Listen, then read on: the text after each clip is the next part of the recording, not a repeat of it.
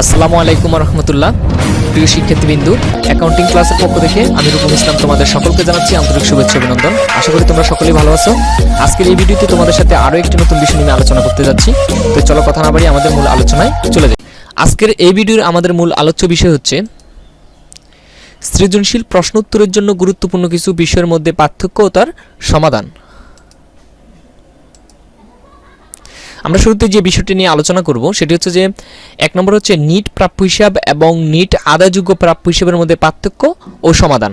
অর্থাৎ আমরা শুরুতেই নিট প্রাপ্য হিসাব এবং নিট আদায়যোগ্য প্রাপ্য হিসাবের মধ্যে কি পার্থক্য সেটা আমরা আগে বের করব, তারপরে তার সমাধানটা জেনে নেব।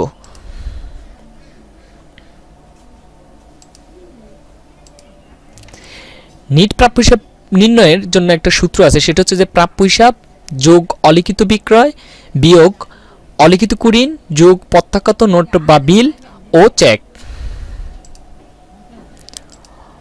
অন্যদিকে নিট আদায়যোগ্য প্রাপ্য হিসাব নির্ণয়ের জন্য একটি সূত্র আছে, সেটি হচ্ছে মোট প্রাপ্য হিসাব যোগ অলিখিত বিক্রয় বিয়োগ অলিখিত কুরিন যোগ প্রত্যাখ্যাত নোট বা বিল ও চেক।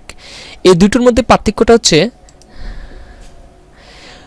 এই নিট আদায়যোগ্য প্রাপ্য হিসাব নির্ণয়ের ক্ষেত্রে কুরিন সঞ্চিতি এবং প্রাপ্য হিসাবের বাট্টা সঞ্চিতি থাকলে সেটা বাদ যাবে, আর নিট প্রাপ্য হিসাব নির্ণয়ের ক্ষেত্রে সেটা বাদ যাবে না।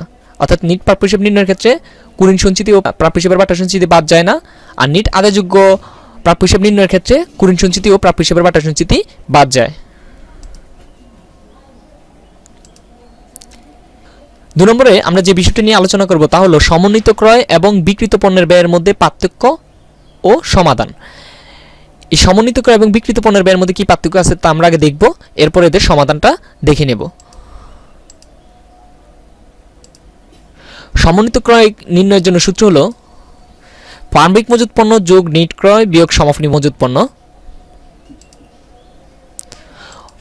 অন্যদিকে বিক্রিত পণ্যের ব্যয় নির্ণয়ের ক্ষেত্রে সূত্র হলো প্রারম্ভিক মজুত পণ্য যোগ নিট ক্রয় যোগ প্রত্যক্ষ খরচ সমূহ বিয়োগ সমাপনী মজুত পণ্য। অর্থাৎ সমন্বিত ক্রয় নির্ণয়ের ক্ষেত্রে নিট ক্রয়ের পরে প্রত্যক্ষ খরচগুলোকে যোগ করা হয় না, সরাসরি সমাপনী মজুত পণ্য বাদ দিয়েই সমন্বিত ক্রয় নির্ণয় করা হয়।